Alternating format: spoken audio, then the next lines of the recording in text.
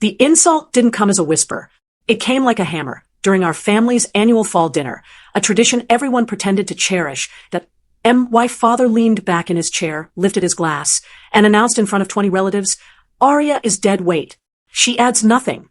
Maybe it's time she learns how to survive without us."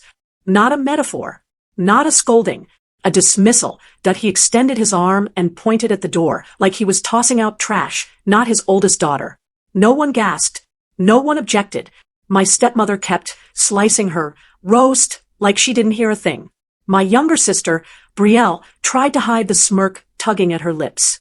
Even the air seemed to freeze, as if the world paused to make space for my humiliation. That I didn't beg or plead. I stood, straightened my jacket with hands that somehow didn't shake, and walked away while every eye watched, not with concern, but curiosity. They had no idea I had built a tech company worth tens of millions. To them, I was still the girl who didn't fit their mold, the odd one, the one who didn't crave their approval. The cold night hit my face like a baptism. A strange, sharp clarity followed, like something inside me had cracked. And for the first time, the light could finally enter. 3 weeks later, everything they relied on began collapsing. But before those weeks came, I needed distance. I returned to my high-rise apartment in Seattle, a place none of them had ever bothered to visit, convinced I lived in some dingy, rented room. As city lights spilled across the floor-to-ceiling windows, I kept replaying the dinner. Every word, every look. My father's voice, my stepmother's indifference. Brielle's barely contained glee. Growing up, Brielle was the sun in my parents' sky. Every achievement of hers was displayed like a trophy. Every move I made was treated like a mistake waiting to happen. They invested in her tennis lessons, her summer camps, her private mentors. I got grocery lists and reminders to stay out of the way.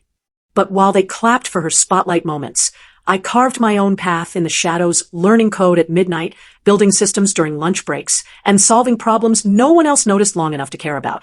When I dropped out of college to build my first startup, they told everyone I was lost. They needed that version of me, the failure. It made their hero worship of Brielle easier. The truth was, I had stopped expecting support years ago. But the public humiliation, that was new. That was intentional. That was a message. And they thought the message would break me. Instead, it woke something in me I didn't know I had been keeping buried. Because 3 days after that dinner, the real betrayal surfaced, one that made the insult look almost gentle. And that's where everything began to unravel. 3 days later, a single message exposed the lie my family had crafted about me, and it was only the beginning. 3 days after the dinner, life felt oddly muted. I showed up to meetings, reviewed product revisions, handled investor calls, all on autopilot. My body moved, but my mind was glued to that moment when my father told me to learn to survive without us. I didn't cry. I didn't rage, but something in me stayed unsettled, like a quiet alarm ringing beneath my ribs. That I was standing in my kitchen waiting for water to boil when my phone buzzed. It was a message from someone I hadn't heard from since the dinner. My cousin, Lily, the only relative who ever treated me like a real person. "Lily, Arya, I need to tell you something. It's about your My stomach tightened before I even replied. Me. What about her? The typing dots appeared, disappeared, came back. "Lily, she told everyone you're basically homeless. That you're couch hopping in Seattle because your internet hobbies failed." For a second, my heartbeat stopped. I stared out the window at my penthouse view, the skyline glowing gold under sunset, and wondered how someone could twist reality so confidently. My mother didn't stop at throwing me out. She needed a story to justify it. She created one. That I texted back slowly, choosing each word. Me. I live in a 3-bedroom penthouse. Not a couch. "Lily, I know. They don't want to know the truth. The lie is easier." That message landed harder than the lie itself. They didn't want the truth. That if they acknowledged my success, they'd have to admit they were wrong about me.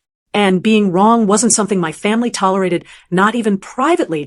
I placed my phone down, breathing through the ache that crawled up my throat. It wasn't sadness. It was the old familiar sting of being rewritten by people who never saw me clearly in the first place. But their lie wasn't the end. It was the warning shot before the real hit came. 2 days later, as I reviewed our quarterly projections, an unfamiliar email slid into my inbox from a law office in Oregon. Subject: confirmation required, guarantor status. My eyebrows knit together. I hadn't agreed to guarantee anything for anyone. Curious, I clicked. The email referenced a large renovation loan, almost $420,000 issued 2 years earlier. According to the attached documents, I was listed as the guarantor, except I had never signed a single form for them. Heart pounding, I opened the scanned signature page and froze. My name was there, my signature was there, but the swirl of the Y, the angle of the A, the pressure of the pen, it wasn't mine. It was a forgery. Someone in my family had signed my name on a loan large enough to sink a house. My parents. Or Brielle. Or both of them. The betrayal at dinner suddenly felt small, petty, almost childish. This was something else entirely. This was calculated, and whoever signed my name believed I would never catch them or fight back. But they were wrong, very wrong, because when I traced where that forged money went, I discovered a trail that led straight into the heart of their secret. I sat at my dining table with the city glowing behind me, staring at the forged signature, as if it might confess if I looked long enough. My name, my identity dragged into a financial pit I didn't create. I wasn't surprised they'd underestimated me. I was surprised by how bold they'd been. I forwarded everything to my corporate attorney, Daniel. He called me within minutes. Aria, he said, voice tight, this isn't some misunderstanding. This is intentional. Someone knew exactly what they were doing. I know, I replied, feeling the words settle in my bones. Can we prove the signature isn't mine? Oh, absolutely. It's sloppy work. But that's the smaller issue. What's the bigger one? Where the money went? Over the next 2 days, we combed through every document the law firm had provided. Statements, receipts, transfers, notes.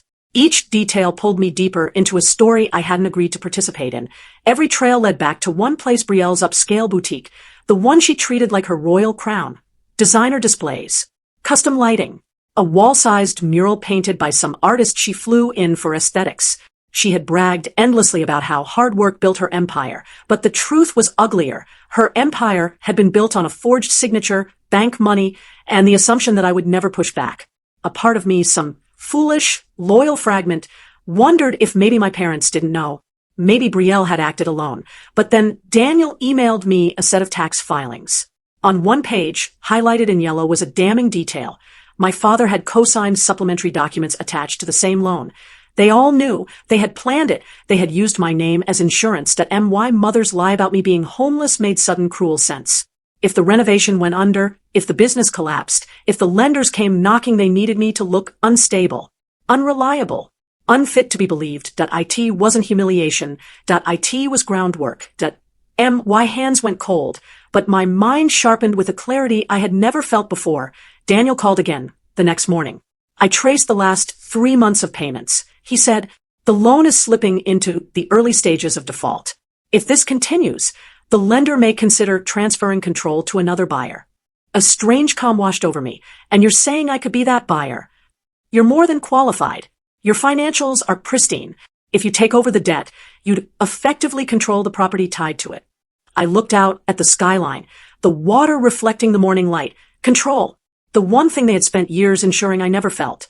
Do it, I said. With that one decision, the ground shifted beneath all of us. We began working quietly, verifying inconsistencies, gathering proof of the forgery, preparing to step in the moment the debt defaulted, not for revenge, not for pettiness, for protection. If they had dragged my name into their mess, then I would take control of the mess. And they would finally see who I truly was, not the girl they threw out, but the woman who no longer needed permission to defend herself. But the day the loan officially defaulted, I didn't just gain control, I gained the power to turn their entire world upside down.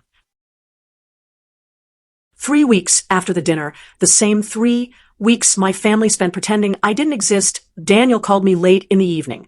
I had just stepped out of a strategy meeting when his name flashed across my phone. It's done, he said without preamble. The loan officially defaulted at 4:12 p.m. You're now the acquiring party.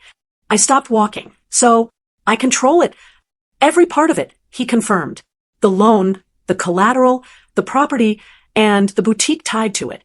For a moment, I didn't feel triumph. I felt something steadier, something rooted. I felt free. Daniel continued, we can now move forward with notice, options, and restructuring. I've drafted everything. You just say the word. Move forward, I said quietly. The next 4 days were a blur of legal precision. We prepared a set of choices my family would have to face. Option 1, sell the property and clear the debt, clean break, no drama. Option 2, keep the property, but under my ownership. They would stay as tenants under a strict contract. No cruelty. No theatrics. Just accountability. The irony was bitterly poetic. The same people who mocked me for fooling around online were about to have their financial future decided by the very skills they ridiculed. But I didn't expect what happened next on Thursday afternoon. I got a call from a number I didn't recognize. I almost ignored it until a familiar voice spoke. Aria? It was Mason Brielle's boyfriend. Quiet, observant, often caught between loyalty and discomfort at the way my family treated me. What's wrong? I asked. He exhaled like he'd been holding it in all week. They're panicking. Your parents think the lender is coming after them. They have no idea you're involved. A humorless laugh escaped me.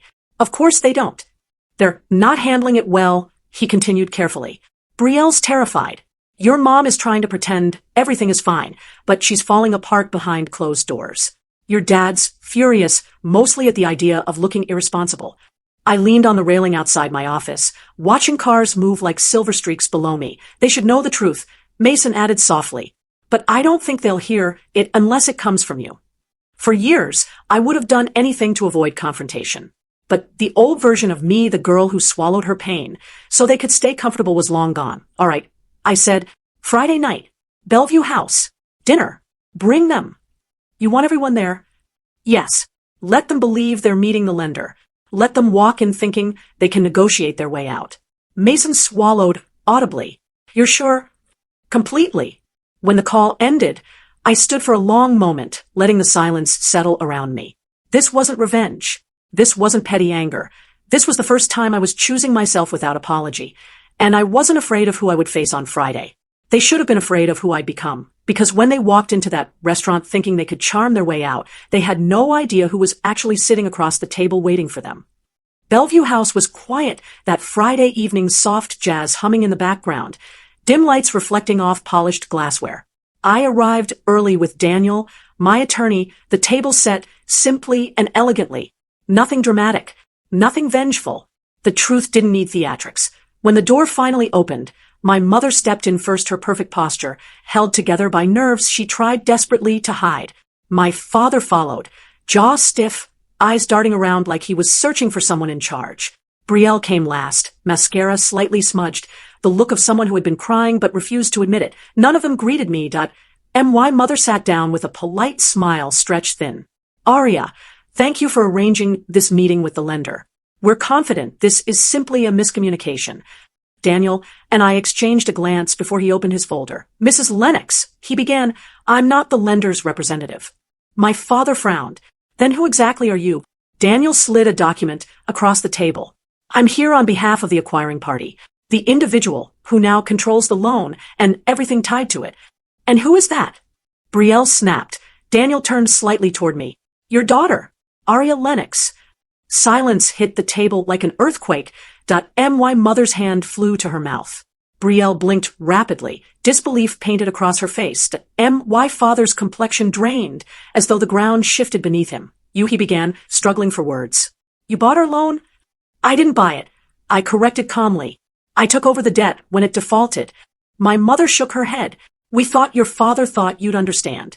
Brielle needed support. It was temporary. Forging my signature is not temporary, I said softly. Their eyes widened. You didn't ask. You didn't even hint. You assumed you owned the right to use my name however you wished. We didn't think you'd mind. Brielle threw out, voice cracking with anger and panic. You have money. You're always doing whatever you do. Why couldn't you just let this go? I looked at her the way you look at someone who has no idea how spoiled they sound. Because it wasn't your decision to make. Daniel placed the next document on the table. These are your options, he explained. Option 1, sell the property, and the debt is fully resolved. Option 2, retain the property under Ms. Lennox's ownership and continue living in it under a structured rental contract. We have to rent our own home, my father whispered. It isn't your home anymore, I said gently. Not after what you did. My mother's eyes filled with tears, not remorse, but fear of losing the life she curated for social admiration. We're your family, she choked. How can you do this to us? I leaned forward just slightly. You taught me how. The night you threw me out and called me useless, that was the lesson. Brielle glared at me with pure fury. You're destroying everything. No, I said. I'm ending what you started. But the final blow wasn't the decision they made, it was what happened after, when the dust settled, and I finally understood what freedom actually felt like. The meeting ended without dramatic exits, without shouting, without anyone storming out. Just silence thick, stunned, and heavy enough to follow them as they walked away. For the first time in my life, my parents looked small. Not weak, not broken, just human. People who had built their world on pride and image, only to watch it crack in one evening. Brielle paused at the doorway, red-eyed and furious. "You could have saved me," she whispered. That I met her gaze without flinching. "I did," I said, "just not the way you wanted." The door closed behind them, and I let out a breath I had unknowingly held for years. It wasn't victory.It wasn't revenge.It was release. For the first time, the weight of their expectations slid off my shoulders without pain. The following week was a quiet one. No angry calls. No apologies. No desperate attempts to fix things. Just silence from Portland. Daniel forwarded updates as they came in clinical, emotionless notes. They're consulting with a broker. They've requested the property valuation. Offer, accepted, sale, pending signature. The seventh day arrived with a final message. They chose to sell.It was the smartest choice. Clean, honest, without theatrics. The sale cleared every dollar of debt. My name was officially unlinked from the loan. The forged signature was formally documented. The case closed without scandal. They weren't ruined. They weren't homeless. They simply had to live within real boundaries for the first time in their lives. Brielle's boutique didn't survive the transition. Without constant financial infusions and forged stability, the business folded in less than a month. She announced a temporary pause for creative restructuring. Online, never mentioning the truth. My parents moved into a smaller house across town. For two people who cared deeply about appearances, downsizing was the severest punishment life could have handed them. Meanwhile, I returned to my quiet apartment in Seattle. I kept expecting the old ache to return, the one that always followed their disapproval. But instead, I found something unexpected. Peace, soft, steady, and real. My work thrived. I traveled. I slept without replaying old wounds. For the first time, my success wasn't something I hid. It simply existed unbothered by their version of my story, and I didn't speak to them again, not out of anger, not out of bitterness, but because silence finally felt like freedom, not punishment. Sometimes healing isn't loud. Sometimes it's choosing a life where chaos isn't allowed in anymore. Sometimes it's stepping away from people who taught you to shrink and learning how to expand without asking permission. If any part of my story feels familiar to you, remember this. You are allowed to protect the life you built, even if the people you protect it from share your last name. You are allowed to grow beyond the version of you they prefer, and you are allowed to walk away even if they call it betrayal, because survival isn't betrayal. Sometimes it's the only way to breathe. If you want more stories about reclaiming your power after betrayal, subscribe because the next one might be the reminder you didn't know you needed.